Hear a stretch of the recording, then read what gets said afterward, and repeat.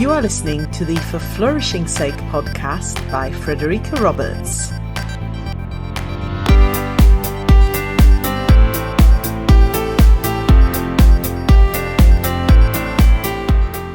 Welcome to episode 52. This is the sixth of the extended podcast episodes over the next few weeks, where you will be able to listen to the replays of the For Flourishing Sake book launch events. Today, I bring you the second half of the third panel discussion of the Book Launch Extravaganza. This panel was recorded live on the 18th of June, the day the Kindle edition of For Flourishing Sake was published. The paperback was published on Friday the 21st of August, and the fourth panel was aired that day live. You will be able to listen back to it over the next 2 weeks, but if you can't wait, head over to the Book Launch Extravaganza page at forflourishingsake.com to watch the replay. So, back to today's replay of part 2 of panel 3. I chaired the panel myself, and the panellists were Ian Flintoff, positive psychology-based education coach, consultant and trainer at a firm consulting in the UK, Serdar Ferit, co-CEO and creative director at Lifter in Finland and the UK, Katrina Mankani, director of positive education at Sunmark School and Regent International School in Dubai, and Julie Goldstein, principal at Hartford Magnet Trinity College Academy in the USA. In this second half of the panel discussion, the panellists shared their thoughts and experiences with examples of elements required for a whole school approach to positive education. They particularly focused on the important role that staff training and leadership have to play. And finally, they shared how it feels when you get it right, when things go well, and their hopes and dreams for the future of education. You can watch back all the panel video recordings on the forflourishingsake.com Book Launch Extravaganza page. And as usual, you'll find all the links on today's episode page at forflourishingsake.com. The whole concept of the book is that it's about looking at all the different elements that make up whole school positive education, and we've talked about some of those elements, and I'd love to hear your views on what sort of elements are required, but also if there's any that particularly you want to give some examples of in practice, how you've done that in your own settings. So I'll throw that out to all of you. If one of you would like to start us off on that, let me know if you've got something burning you'd like to say about that, and we'll start with you. Okay, so I'll focus on staff training to start off with, and I think that most of my experience with staff training has been really fantastic in terms of working with the staff at the place that they're at.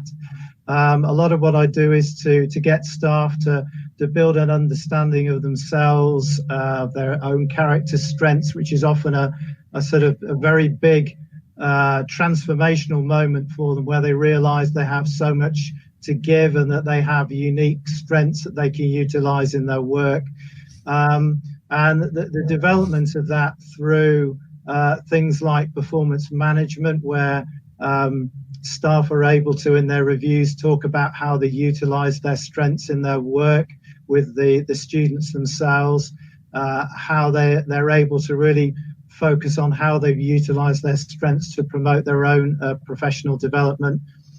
So that's quite a key area that I think in terms of staff training is really important, as well as to veer into those areas of stress management, to look at coping, to use some of the aspects that you'd see in, say, the Penn Resilience program around the cognitive behavioral approaches and thinking skills, to looking at mindfulness, and to look at self-care, which actually teachers are notoriously bad at.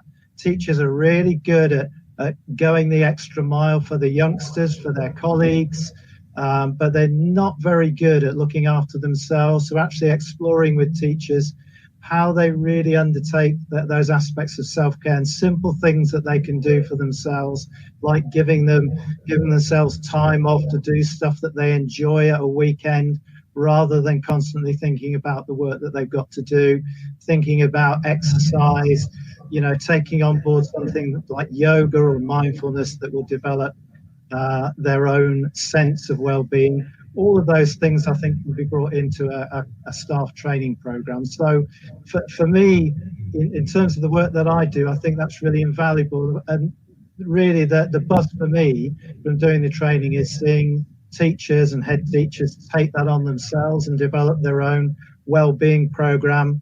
And actually, teachers who do that are much more valuable in terms of the work they can do with youngsters, because they're going from a position of strength hopefully in a school where the leadership really care for the staff, and that caring spills over in terms of how the teachers interact and work with the young people.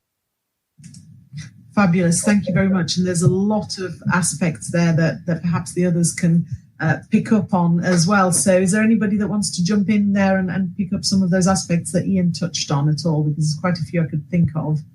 Katrina, yeah. I absolutely agree with Ian that the training for staff is paramount. And what I noticed from the training that I run, and every member of staff before they join our schools, they have to spend 3 days with me at the beginning of academic year. And what I feel is that it's transformative for them. It opens the whole world for them. But then the problem comes after a couple of weeks and then months when they get into day-to-day work, and they need a lot of reminders. So that's why it is, and those reminders already won't come from the CPD, because, we all know in the schools, the CPD time during the academic year is limited, and there is a lot of priorities, and people are, fighting sometimes whose topic is going to go on that week's CPD session. That's why it's important that every line manager, every team, every middle leader, everybody ensures that they feed those positive psychology and positive education concepts into the daily interactions with their members of staff, so to say, so that it becomes natural for them. And then there is a lot of reminders and reinforcement around the school building and in the traditions of the school. So how do we start the meetings? What time do we switch off our email communication, and all those little things. Brilliant, thank you. And Julie, I can see your hand up there.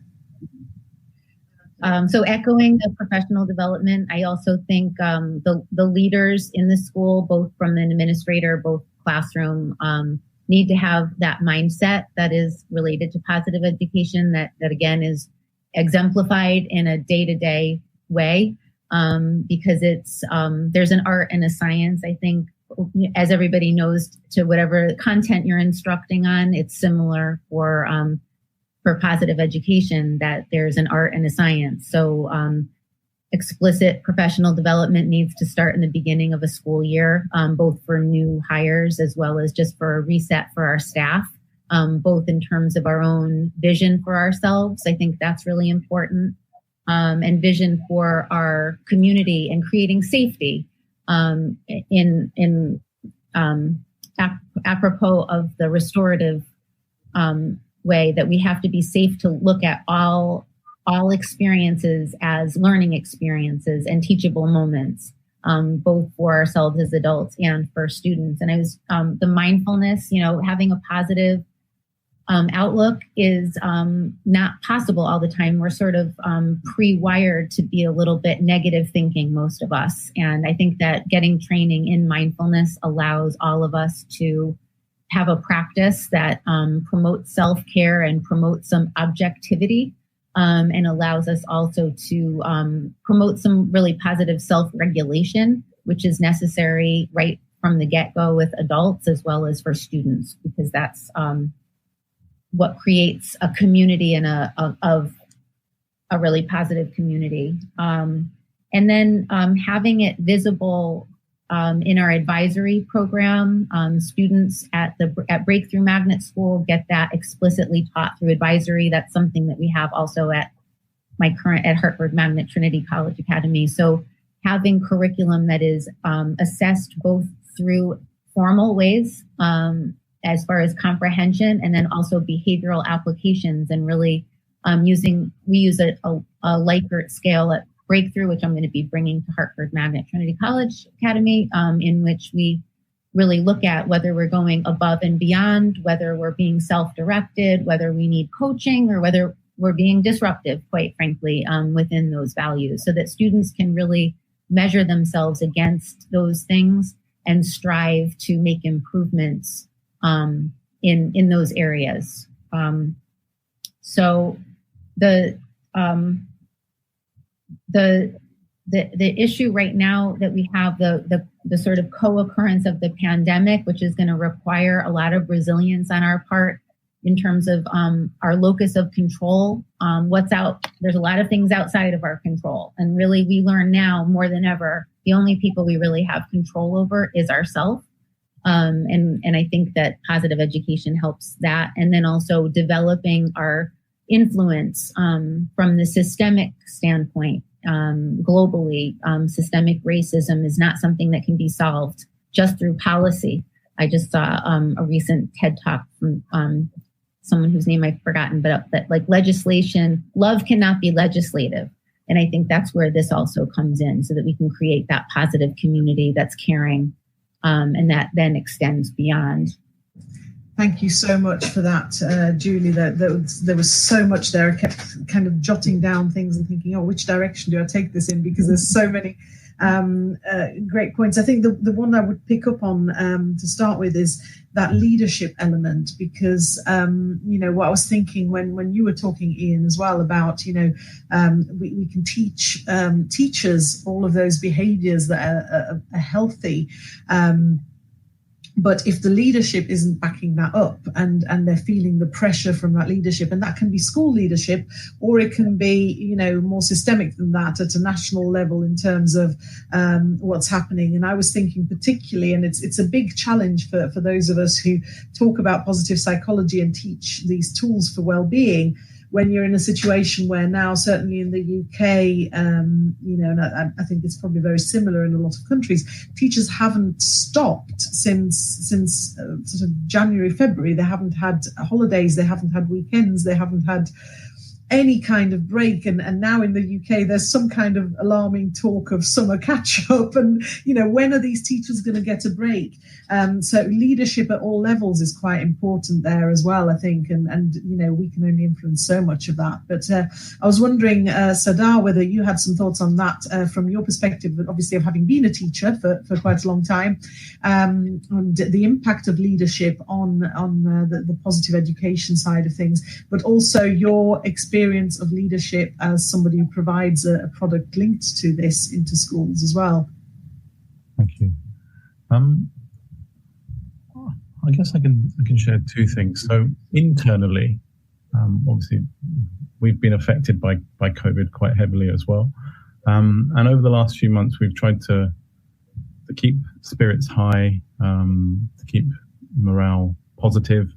And the way we've done that is, well, actually we do it all the time in a way. We've got something called Slack, which is a way that we communicate with each other. It's like a sort of more sophisticated version of WhatsApp.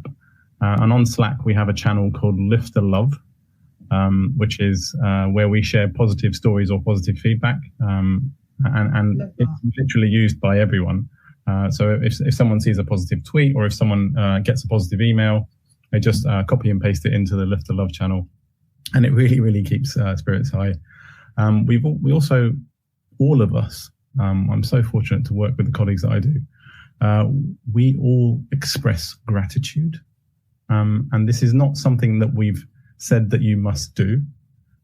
We model it, and it didn't take long before everyone was doing it to everyone. And I think gratitude is such an important thing. And I think there are so many people in society who just literally do thankless jobs.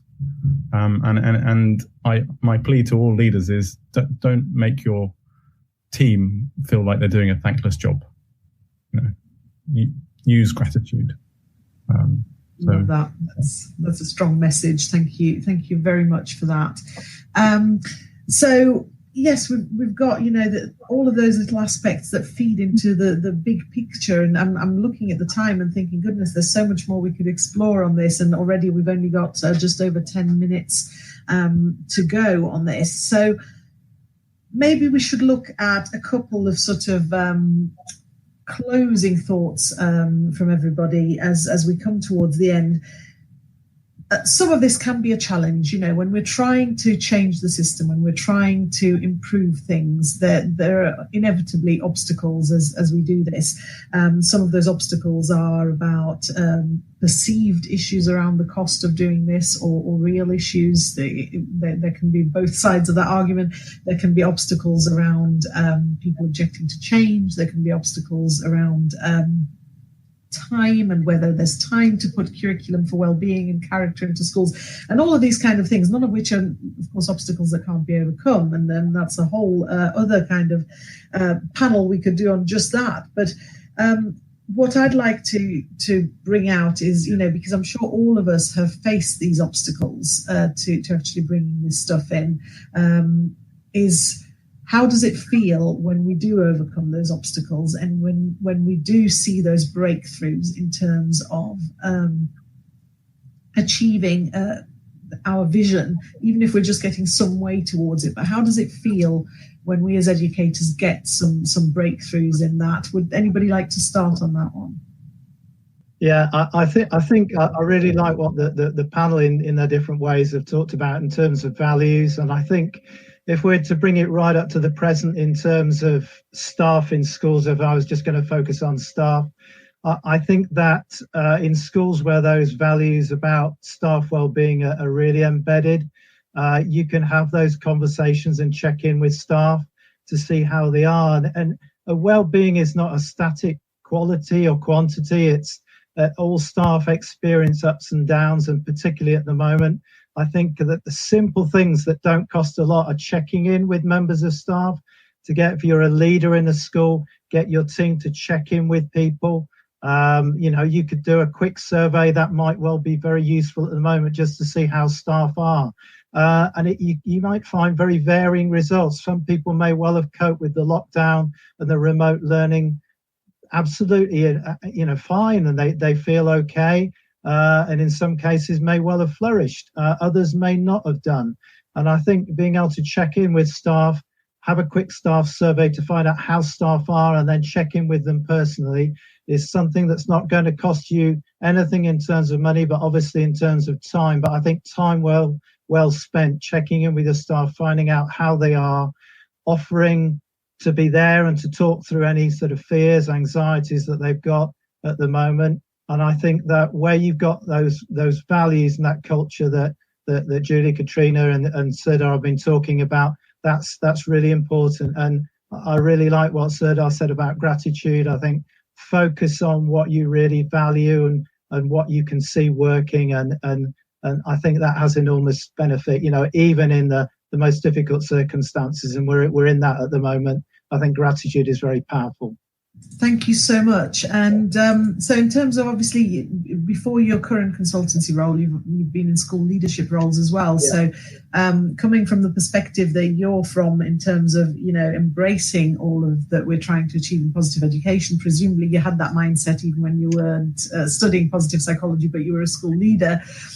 So when you had those moments when you felt, yes, staff feel appreciated and all that, how did that feel for you as a school leader? Because I'd like to give a feeling to those who are kind of thinking, oh, but it sounds like a lot of effort. What's the reward intrinsically for me when I'm doing this stuff? How will it feel to me when I've put the effort in? Well, the reward is, we're all very much social animals. We need that contact. We need that acknowledgement. We need that affirmation. And I think there's nothing more important than a leader actually making contact with their staff and making sure that they know that they're valued, they're appreciated. It fits with the, Seligman's PERMA model. It's about accomplishment, that sense of that you've done something well, that your role is appreciated and what you contribute is appreciated. And actually it connects with the meaning aspect as well, that what you're doing is invaluable to the organization. And I think that if you share that and model that as a leader, I think that's invaluable. And actually going back to the self-care aspect as well, which is not something I did terribly well as a head, looking after myself. Actually, now at 61 years of age, I'm much fitter, happier, healthier than I was as a head because I didn't do enough self-care. And I think leaders have got to look after themselves and I think build their own networks of support. And I think that is, I think, quite critical for you as a leader, not to neglect yourself, but to acknowledge that you have needs as well, and to make sure that you get those met. Thank you so much for that. And I'll just give a sort of a final question then to go to Julie, Katrina, and Sardar, and then hopefully come back to you, Ian, as well at the end of that. Then, what are then your hopes and dreams for the future of education? So if you can just briefly, that could be a whole talk. But can I come to you, Julie, your hopes and dreams? Absolutely. And I'll just throw out the word empowering, since you asked, how does it feel? It feels empowering as a leader to go beyond the compliance aspect of some of what we have to do to promote that well-being. So hopes and dreams. Our world needs leaders. Our school is a microcosm of society. And hopes and dreams are for my school currently, and for our district and our state and nation and our world, to have schools that promote students' well-being, their ability to be resilient, to be focused on what their purpose is, in order to feel gratified each and every day in their school, and also to then enter the world of college and career and life as a citizen to transform our world, to challenge that status quo. So I believe that positive education is going to assist all of us as leaders. And even if we didn't have it ourselves as students or children, I would imagine that each and every one of us as school leaders or teachers or wherever we're leading from, that is truly what we all want in some way, shape, or form. It won't look the same, but that's not the point. It's just having people who are able to be problem solvers, resilient, and contribute to the betterment of our world, both environmentally and society. So that's my hopes and dreams, and I'm excited to be part of it. And thank you for putting it into a book so we can do more with that as educators. Thank you so much. And that's a beautiful, beautiful vision and very hopeful vision for the future. Katrina, can I come to you on this one? Julie, thank you so much for your vision. I'd love to live in that world where it's led by the people who are in your school. So, Federica, I'd like to still say about the emotion. And when you asked this question, I only felt one emotion, and it's humility. And I remember that after many years of trying to put positive education in our schools, and working with so many educators, I came from an assembly which students in year 6 built around character, and I cried. And I really cried there in the first row, and thanking everybody who had worked on this, every single educator, every teacher, and all the children who put the effort into creating that. So I think it's humbling when you see that it works, at least for me. And in terms of my dreams and hopes for the future, I hope that every child can grow into an adult who feels that there is a space for him, and he occupies this space with the confidence and conviction. He understands what are his strengths. He understands that how to adapt and how to be resilient, and how mindfully and achieve his or her goals. So I very much hope that the future is not going to be linear, that everybody will be able to find their own path, and the schools will help to equip students to find that path. Thank you so much for that. And that is also a very, very beautiful vision, Katrina. So thank you so much for sharing that with us. I want to see those children grow up and be those people that you've described. Absolutely. And I'll come to you, Sardar. What vision do you have? Thank you all for sharing your wonderful visions. Well, I guess I've sort of shared our vision and our dream before, but I'll put it another way. I believe that the children of today can build a more compassionate, more peaceful, more sustainable world. But if they're going to do that, then it's our responsibility as educators, as innovators in education, to inspire and empower them to do that, so that they can actually elevate the world, the workplaces, and the societies of the future. And it's our responsibility. And thank you all for contributing to that. Thank you very much for that. And do you have any final thoughts on that, Ian, as well? Yeah, I thought there's some great thoughts there. My own thought really, and I feel very hopeful for the future.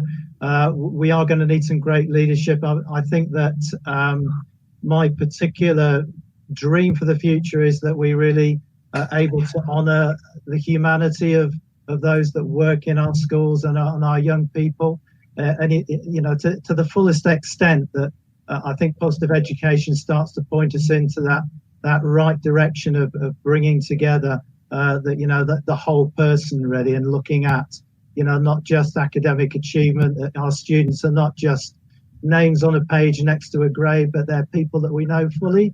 And I think, as the other panelists have said, that we really get to know our students in that whole sense, and all the contribution that they can make to making our world a better place. And I think if we're able to do that, I think the world is going to be an incredible place, really, if our students really are able to sort of discover, with our help, some of their potential and what they can give. Thank you so much for that. And thank you, all of you.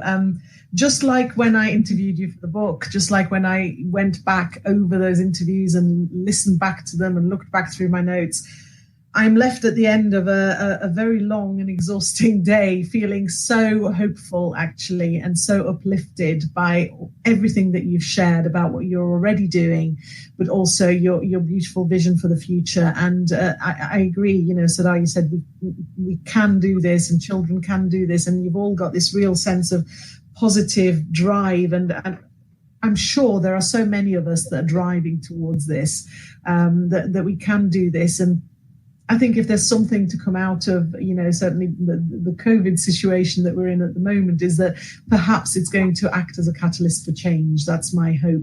I've seen it on a very small scale with my youngest daughter, who's studying medicine, and she had a webinar yesterday about how it's going to work when her entire year group and the years above her are supposed to go back and be based in hospitals, and what's going to happen to lectures, and what's going to happen to exams. And a lot of the stuff that they were being told was actually, we were actually talking to our National Health Service about changing this for years.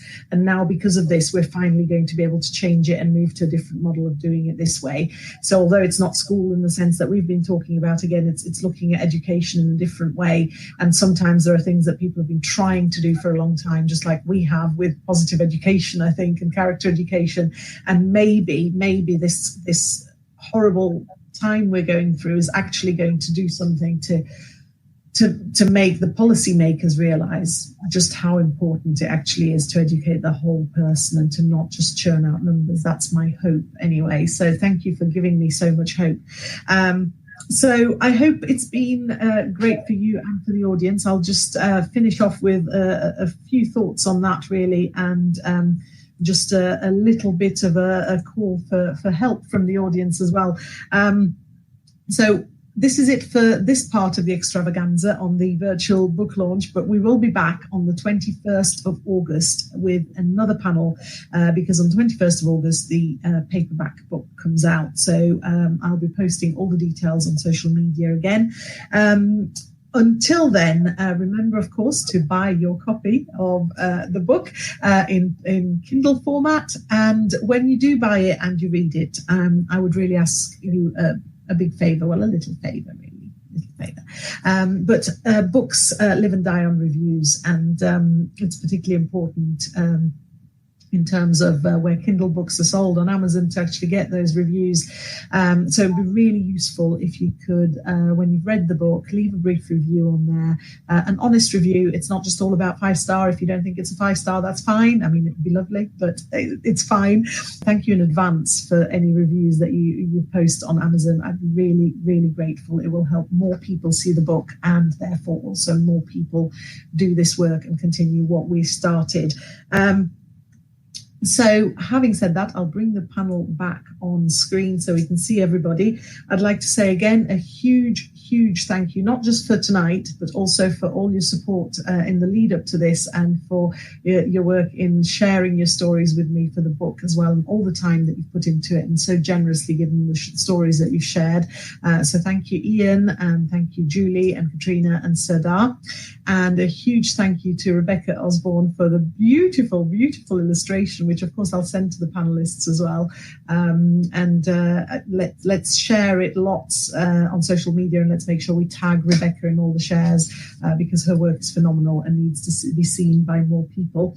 And thank you to you who've watched from home or from your offices, whatever time it is, wherever you are in the world. And a huge thank you as well to Annie Poole, who's one of the contributors to the book, who's going to be on the panel on the 21st of August, who's actually been tweeting like mad through all 3 panels. So if you go on Twitter now, all of you panelists, you will see that she's been quoting little snippets of everything that you've been saying as we've gone along, which has been absolutely fantastic. And I didn't ask her to do that, but that's been amazing. So thank you very much, Annie. So thank you, all of you, and have a great day, evening, morning, whatever time it is. I think I might go and pour myself a gin now. Thank you so much, everybody, and we'll see you at the next one. Thank you for listening to the For Flourishing's Sake podcast. If you have found this episode useful or interesting, please give it a 5-star rating on iTunes to help it reach more people, and please spread the word. Also, if you haven't already, remember to subscribe so you'll never miss an episode. For Flourishing's Sake is available on all the major podcasting platforms. The book is available from all major online book retailers in most countries. It's jam-packed with evidence-based strategies for whole school positive education, with case study examples from a wide range of schools from around the world. Have you got your copy yet? If you'd like to get in touch with questions or comments, or to contribute to a future podcast episode, please contact me via Twitter at FlourishingEd. You can also leave comments on individual episode pages on the forflourishingsake.com website, of course. I look forward to hearing from you, and until next time, for flourishing's sake, have a great week.